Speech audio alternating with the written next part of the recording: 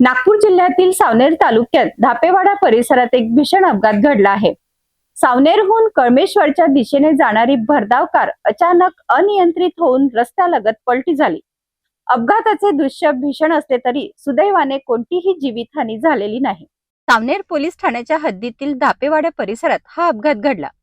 MH48 CK 1083 क्रमांकाची car सावनेरहून कळमेश्वरच्या दिशेने जात होती। दरम्यान अचानक चालकाचे वाहनावरील नियंत्रण सुटल्याने कार रस्त्यालगत पलटी झाली। अपघाताची माहिती मिळताच सामाजिक कार्यकर्ते हितेश बनसोड यांनी तत्काळ सावनेर पोलीस निरीक्षक ऋतुजा जाधव यांना याबाबत माहिती दिली। अपघाताचे दृश्य पाहता मोठी दुर्घटना घडण्याची शक्यता होती, मात्र सुदैवाने कारमधील सर्व प्रवासी सुरक्षित असून या अपघातात कोणालाही दुखापत झाली नसल्याची माहिती समोर आली आहे। या घटनेमुळे काही काळ परिसरात नागरिकांची गर्दी झाली होती।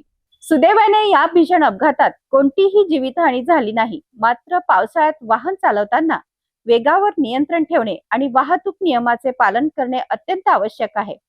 तुम्हाला या सगळ्या घटनेबद्दल काय वाटते? तुमची मतं कमेंट मध्ये सांगा। सिटी न्यूजला सबस्क्राईब केलं नसेल तर सबस्क्राईब करायला विसरू नका।